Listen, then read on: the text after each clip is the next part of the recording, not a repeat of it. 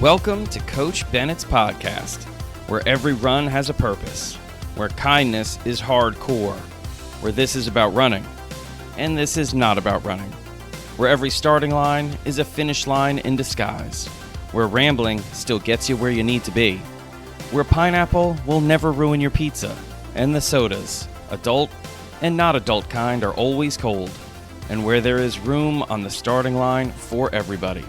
I'm Coach Bennett. Thank you for letting me be a part of your day. Let's get started.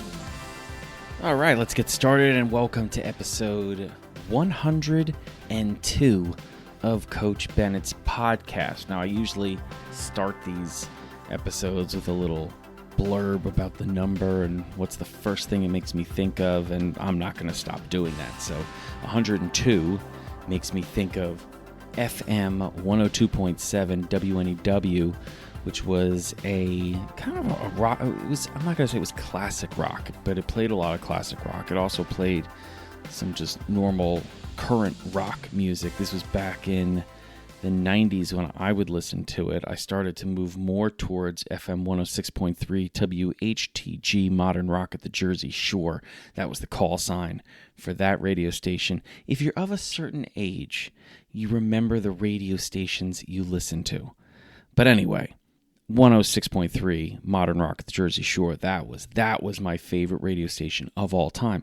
But 102.7 was a really good radio station, and they would put on a concert during Memorial Day weekend each year in New Jersey, specifically in Asbury Park. Now, Memorial Day weekend is usually the early 20s, mid-20s of May. So right around Memorial Day weekend, the weather's starting to get really nice in New Jersey. And the concert, I believe, used to be on a Friday, and then it shifted to Saturday when I was in high school. I think at the beginning of high school, it was on a Friday, and it turned into this massive day of cutting, or hooky, is another way of you skip school. Basically, everybody skipped school in high school on that Friday. We normally have the Monday off, so it would turn into this 4-day weekend. Of course, you had Monday off because school was closed on Monday. Friday, school was not closed, but everyone would cut in the area of this part of New Jersey, known as the Jersey Shore. Not the same thing as the Jersey Shore television show, which is a disaster. This is different. And I just remember when I was in middle school and the concert series had started, thinking, geez, it must be so wild to be in high school and just skip school. And then I got to high school and I skipped a day of school and I went to it. It was amazing. And my memory is very foggy of the bands that were there. So I might be just like lumping together different years from like bands that I heard were there before I got to go, and then the bands that were there. But I do remember like the Black Crowes, the Smithereens. I think when I was in middle school, Joan Jett was there. Cracker, which is a really good band from California, was there. They had a great couple of albums. I was a big fan of them. But anyway, I had great memories at this concert in Asbury Park as a wee little pup. I think, like 15, 16 years old, on the beach, listening to rock music. Woo! Just the best. Anyway, so that's what I think about when I think about the number 102. It's a radio station, 102.7, and it's no longer playing rock music. I think it plays like country music or something, which is crazy because it's out of New York City. I mean, do people still listen to the radio? I don't. I wish I did. I loved listening to the radio because you had to rely on, the DJs, the disc jockeys that were playing the music, but you could call in and request music, and the best ones, the ones that you kind of lined up with in terms of like taste, they would break new bands for you, and bands would come in and they would get interviewed if they were in town for a show. Oh, I loved the radio.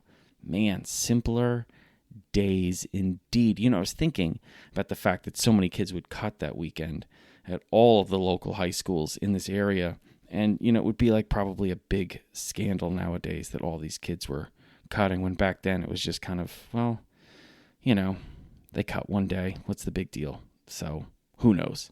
I don't know what I'm even talking about anymore. The point is, this is episode 102, entitled, I think, How to Do More. Straightforward, right? How to do more. Usually I'm rambling and I'm making these long titles, but I think it's just going to be how to do more, because I get that question all the time. And it's a question that I have to deal with as a coach of how do you get an athlete to do more, but it's more than that. It's not just getting an athlete to run more meters or minutes or miles or intensity, days of the week, volume over the year. It's not just that. It's a very loaded question. In fact, it's a series of questions, and that's what I want to go through today. So if you're asking yourself how you can do more, and this is about running. This is not about running. So this can be about so much more than just running. I would highly recommend you go through these questions and you think about it this way. This is how I would think about it as I was putting together training plans, adjusting training plans, having conversations with athletes who are trying to progress, move forward, get better. This is what I would do. So the first question I usually ask, whether I'm asking myself because I'm the coach, or I'm asking the athlete because they're asking me, and maybe I don't work with them directly. Maybe they just listen to me on the podcast or read the newsletters or do the guided runs or do some of the training plans I've put together. Or they're just asking because we're sitting around and we're at a track meet or a road racing event, or I'm on a panel. The question is, how can I do more? My initial response will be, well, what are you already doing? And I think that's really important. What are you already doing? Are you already running? If you are, how much are you already running? And that could mean how many minutes on a recovery run, or how many speed runs a week are you already doing? How many days a week are you normally running? What is the weekly volume? What is your long run distance? What are you already doing? Take some time to write that out. I always think it's a great idea to write things out. Because one, you got to think of it. Two, you got to transfer it to paper, which means you're using, again, another round of focus to put it down on paper. You're also reading it as you write it. So now there's a third round of you processing it. It's really good to just sit down, take some time, and ask yourself, what am I already doing?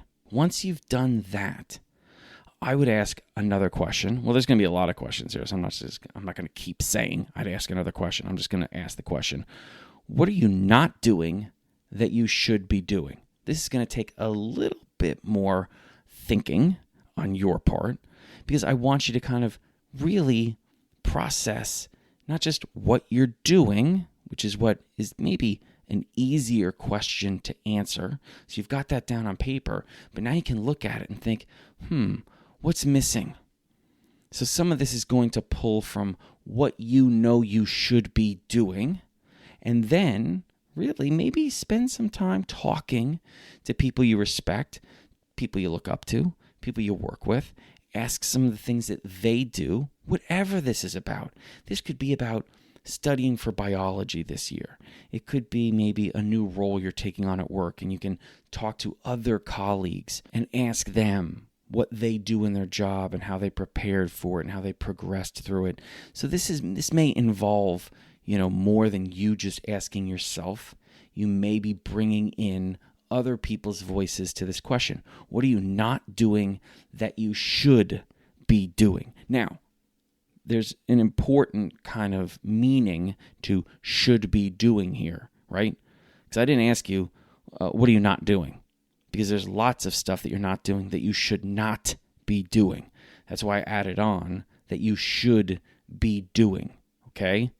So everything you're doing should be helping you in some way, should be leading you, should be making you stronger, better. It should be worthwhile. It shouldn't be hindering you, holding you back, keeping you down. Right? So what are you doing that you're not currently doing that you should be doing? Oh, and by the way, this doesn't mean that you've never done it before. Maybe you used to do certain things and you don't do it now for any host of reasons. It's just, what are you not doing that you should be doing. All right, next one I want you to ask yourself here. And hey, this exercise, you can be kind of going through while you're listening to this. I know so many of you listen to this on your runs, you listen to it on your walks and your hikes, you listen to it while you're on your trains going into work, or you're just traveling to school. It's good that you're kind of going through this now. It may be good to listen to it again when you can take the time to press pause, write some of these things down, talk to someone.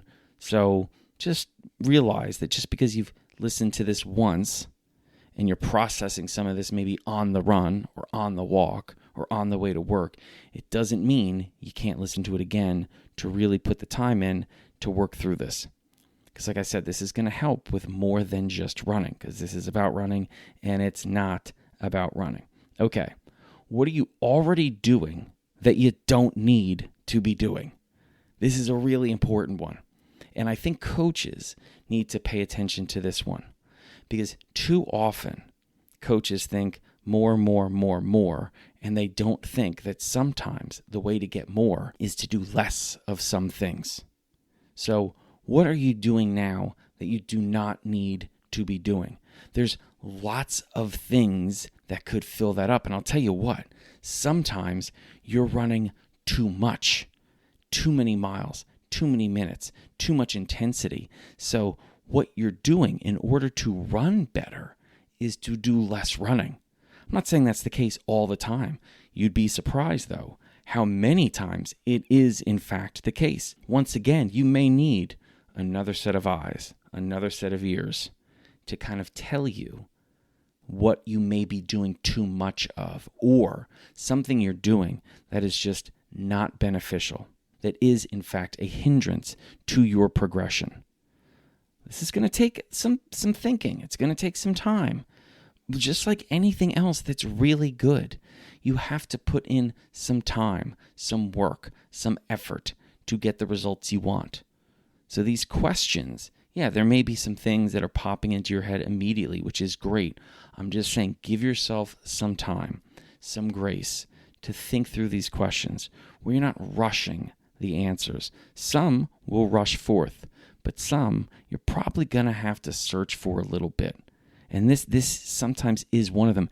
It's also not always the easiest one to answer, because we take it as almost an acknowledgement that we're screwing up, that we're doing the wrong thing. And that's not what I want you to take out of this.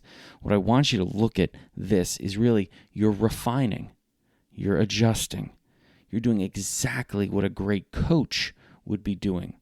We don't always have the right formula. We don't always have the right ingredients. Sometimes we have the right ingredients and we're not using them in the right amounts. That's all you're doing, which is one of the most exciting, fulfilling, and fun aspects of coaching, is you have this template that you're always playing with. You're always adjusting. You're always trying to make better, more beneficial, more fun, more exciting, better for the athlete. And that's all you're doing. So when you're going through this and you're asking yourself, okay, what's something I'm already doing that I shouldn't be doing? This isn't supposed to be knocking you down. It's supposed to be building you up.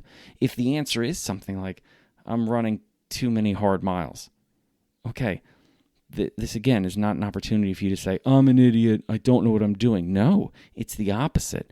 You're intelligent enough, you're wise enough to see that you need to make an adjustment. That's a positive. That's movement forward. That's an example of progression, okay?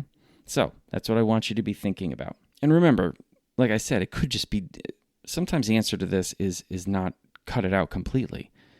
It could be cut back on it, do less of it, all right? So just to have that in there. Sometimes the answer isn't, I'm doing something I shouldn't be doing, get rid of all of it. Sometimes I'm doing too much of something, I should just be doing less of it. So just something to remember, because the next question I'm going to ask is, what are you already doing that you need to do more of? All right? What are you already doing that you need to do more of? Now, the other thing I want to mention here, as I'm saying this, there are certain words to me that are kind of really essential. I'm saying need, not want. So I'm not saying what are you already doing that you want to do more of. We can get to the difference between needs and wants in a little bit. Right now I'm asking you, what are you already doing that you need to do more of to achieve whatever it is that you're trying to achieve? That is kind of the basis of this conversation. What should I do more of, or how can I do more? The understanding from my perspective is that what you're asking me is, what should I do more of in order to improve, get better, right? I mean, that's the foundation of all of this. It's not just because you think you need to do it, because there are expectations out there that really are not beneficial to you, that don't make you a better version of yourself. That's not what I'm basing this conversation on. I'm basing it on an athlete coming forward and saying, what do I need to do more of, or how can I do more of something so I can get better? And by better, I truly mean better. This leads to you not just running faster or further, but it leads to you having better runs. It leads to you enjoying the running more. It leads to you having more confidence, feeling more powerful. That's what the foundation is. So when I say, what are you already doing that you need to do more of? It's about needing in order to achieve these goals. So go through, and I'll tell you what, I'll give you some examples, because it's important that we get away from this idea that in order to improve, I'll use running as an example. In order to improve in running, the answer is always more running, or more intensity, or more days a week of running. I think you'd be surprised how many times the answer to what do I need to do more of, or how can I do more of something, the answer is not always what you think. So many times it's, well, you need more sleep, or you need more better sleep. So I'll break that down. You've probably heard me before tell you just how consequential sleep is to your progress, to your betterment, because that's where you recover your best. So when an athlete tells me like, well, I know, coach, that you're going to tell me I need to sleep more, but I can't. I at most, I can sleep for 7 hours, and that's if I basically put my head on the pillow and I fall asleep and I don't wake up until the alarm goes off. And I say, I'm not going to tell you that you need to sleep 8 or 9. It would be great if you could, obviously, but you're telling me you have access to 7. That doesn't change anything about 8 or 9. Like you can't. Like you have 7. That's it. Okay, but maybe we can have better sleep for those 7 hours, which would lead to more better sleep, less tossing and turning, deeper sleep, meaning more REM sleep. These are the types of things that can improve your running. And I'm not having you sleep more, I'm having you sleep more better hours of sleep. That's what we're going to try to do. It's the same thing with running. Sometimes it's not about, well, we need to add 10 more miles or 15K more of running. It's let's focus on the running we're doing, make that running better running. And there's a whole host of ways you can do that. And that's going to lead to a better runner. We didn't add any volume. What we did was we just made the volume you're running now better.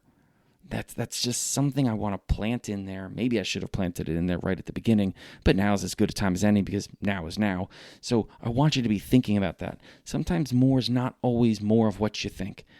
And that is something, it's like a hamster wheel with athletes that come up and they assume that I'm going to tell them they need to run more miles, more meters, more minutes, more intensity, more days. Guess what? Sometimes that is the answer. I'm just telling you it's not always the answer. And you need to understand that you have to have a certain level of honesty with yourself of what you can or cannot commit to. I'll give you an example here about that because I think it's important as we go forward. Maybe one of the ways to improve your running, where you're running 3 days a week, is to run 5 days a week. But maybe you can't run 5 days a week. Maybe you can only run 3. Because of the way that your life is set up, the responsibilities you have, the obligations you have, you do not have the ability right now, I'm not saying it might not change in the future, but right now, no, you can't run 5 days a week. Right now, you have the ability to run 3. If you try to do more than that, it's going to invite so much stress into your life that it's really just going to be an act of self-sabotage as opposed to a potential for progression. So there's a level of honesty that if you come up to a coach and you ask, hey, how do I get better? Right now I'm running 3 days a week. And they say, well, can we run 4 or 5? And you say, okay. No, just say, no, I can't. There are other ways to get better that don't involve other days of running. Believe me, that's what's so beautiful about this template that I was talking about. There are always ways to get better. There are always ways to add more. It just may not be more of what you were expecting. And that's what's so exciting and so much fun. Listen, we may revisit this a year from now and you'd be like, hey, my schedule's changed. My responsibilities have changed. I can now run 5 days a week. Great. That's terrific. We may say, well, we're going to go to 4 and not 5 because of the way that you recover, and we think it's better for you to do it this way and not add that extra day.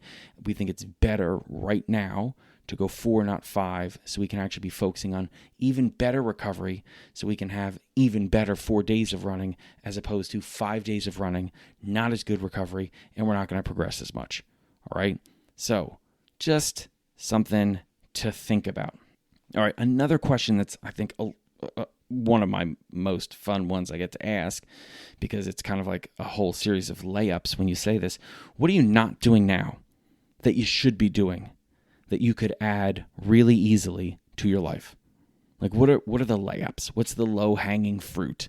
What are the super easy things you could do to get better?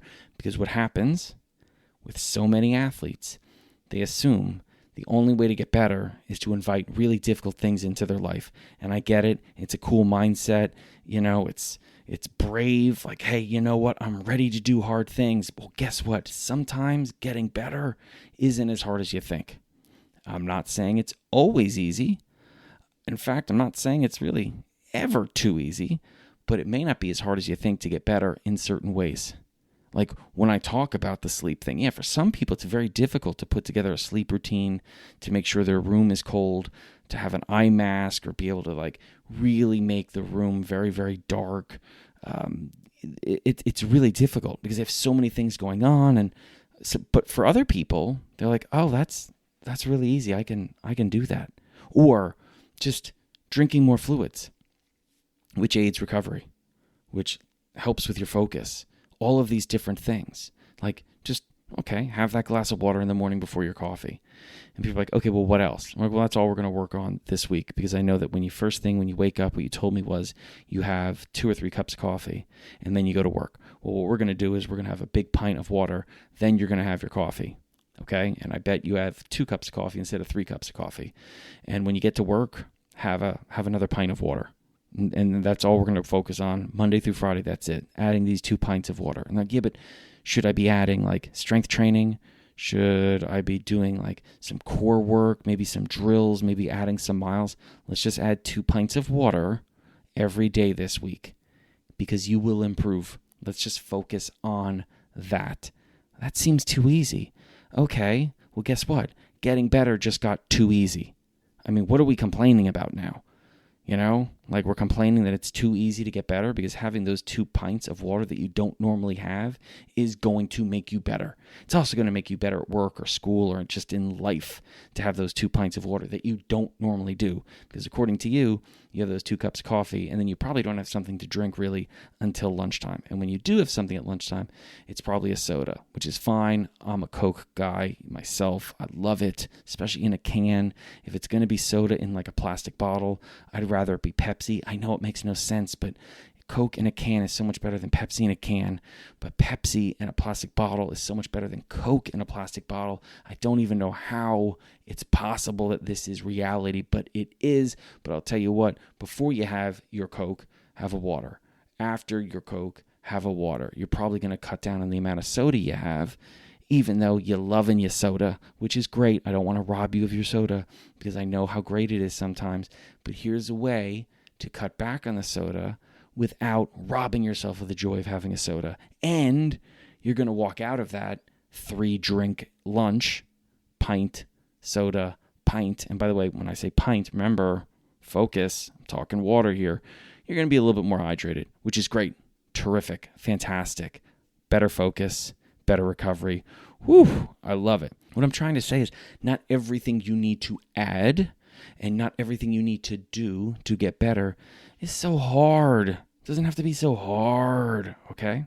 All right, last question here, because after this, you're going to have a lot of work to do. You're going to have to sit down. You're going to have to write some stuff down. You're going to have to talk to some people.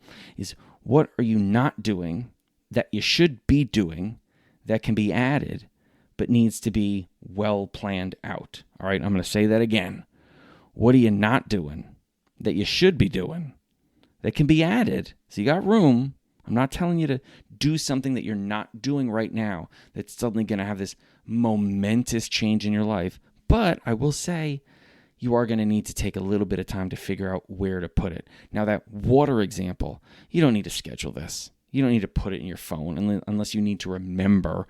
But it's not screwing up your day that while you're making your coffee, you're pounding a pint of water, right? I mean, that's not a problem. When you're going out to lunch, before you open up your can of Coke or your plastic bottle of Pepsi, drinking a pint of water doesn't screw up the schedule, right?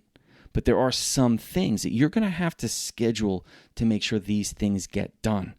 A lot of athletes don't do really athletic movements anymore once they really commit to running. Running becomes like the only thing they do. Listen, I love it, but you're going to be a better runner, less prone to injury, if you increase the athleticism of your training.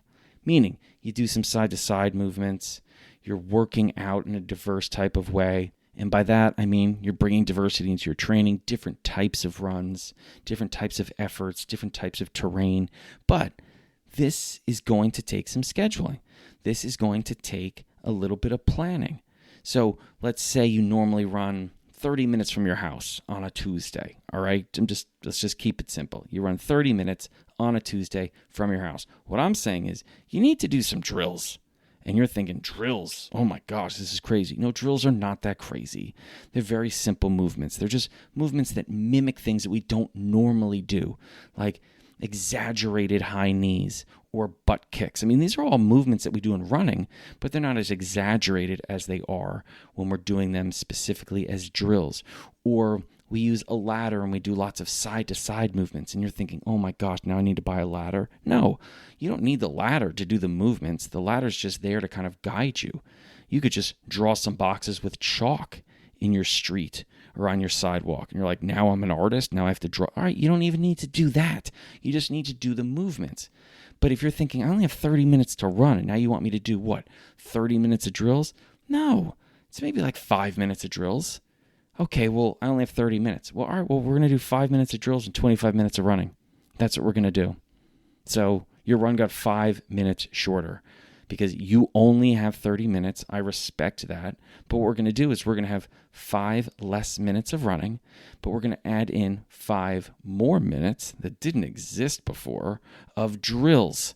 It's still 30 minutes, but you will find an increased benefit from adding those 5 minutes of drills every Tuesday to your 30-minute run, which is now 25 minutes, than if you don't do those drills and you keep just doing 30 minutes of running. It's going to take a little extra effort on you to schedule this, to find the time to do it, but it's worth it. So that last part, what are you not doing that you should be doing that can be added but needs to be well planned out? Okay, you're going to have some of these things. And sometimes if you have only 30 minutes, you're going to have to run a little less, but you're going to run better as a result. Remember, I told you, more doesn't always lead to better. Sometimes less leads to better. So in this case, 5 minutes less running leads to 5 minutes more drills. That's going to lead to better running. So less running in this case actually leads to better running. You may find that you do have the time. Okay. And you say, yeah, but usually I meet with a group on Tuesdays. We run for half an hour, but, we get together and we just kind of chat. Well, you can chat while you're doing drills. I mean, this doesn't have to be like something out of like Star Wars, like the Evil Empire, where you're marching around doing drills and you're not talking because you've got on your stormtrooper mask. No, you can have fun and do drills. In fact, drills are just playing. That's really all it is. I mean, from afar, especially if you don't have a ladder, or even if you draw the ladder on the ground, people are just going to think you're playing like hopscotch or something with your buddies, all right? So, I mean, they're going to be looking, being like, look at them. They're just playing. Yeah, you're playing running. That's what drills are, you know? Doing skips, which oh my gosh, now it is playing running. It totally is. Like doing like butt kicks and skips and, I mean, you know, going up and under hurdles. It's wild. There's even literally like hopscotch is actually a really great drill to do. I mean, I call it hopscotch. It's not totally hopscotch, but it is like, you know, you're staying on your toes, you're driving your knees. It looks like hopscotch from afar. It's just playing running. So maybe what you're doing is you say, hey, we're going to BS, we're going to talk, we're going to laugh, we're going to joke around for those 10 minutes before the run like we normally do. We're just also going to be doing some drills together. And that may be a nice way of incorporating it into that Tuesday run. You're still going to do your 30-minute run, but now instead of just standing there talking, you're going to be playing running by playing drills, and you're going to be talking. So you're not getting rid of any of that truly essential stuff, and I'm not being sarcastic here. The talking before a run with the group, and the talking after a run with the group, and the talking during a recovery run with a group, absolutely essential to your recovery. Absolutely essential to your progression. So I don't ever want to take that away, ever. So how do we work with it? Well, let's have fun. Let's talk. Let's also do the drills. So these are some things that, again, this is why I end up staying after events for so long, because people, I think, expect that my response is going to be really quick. Well, I don't know why anyone would expect that. I mean, if you've ever run with me or read anything I've written or listened to the podcast, you know nothing is ever really sharp and pointed, or I shouldn't say nothing's ever really sharp and pointed. It's just rarely sharp and pointed. Like even this discussion of sharp and pointed is not sharp and pointed. All right, so these are the questions I want you to ask yourself if you're asking me or yourself how to do more. It's, what are you already doing? What are you not doing that you should be doing? What are you already doing that you could be doing better or more efficiently? What are you already doing that you don't need to be doing? What are you already doing that you don't need to do any more of, or don't need to be doing as much of? What are you not doing that you should be doing that you could add to your life or your routine easily? And what are you not doing that you should be doing that you could add, but needs to be well planned out? I think if you go through this, what you're going to find is a lot of inefficiencies, a lot of efficiencies, and a lot to celebrate. Because I think this is a great opportunity for you to look and see all the things that you're doing. I mean, take a moment to just say, hey, I'm really proud of myself for doing any of this, because you don't have to.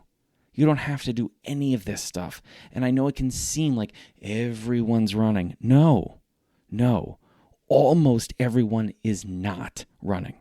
So by even asking, how can I do more? What should I do more of? How can I get better? How can I progress? How can I move forward?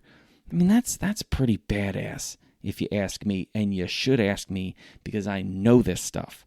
So make sure when you're going through this process, you're not looking at it and just poking holes in yourself. No. What you're doing is you're celebrating yourself, and you're finding ways that you can improve. You're finding ways that you can get better, which is awesome, which is exciting, which should be fun. It doesn't mean that you're going to come up with the perfect plan, because there is, in fact, no perfect plan.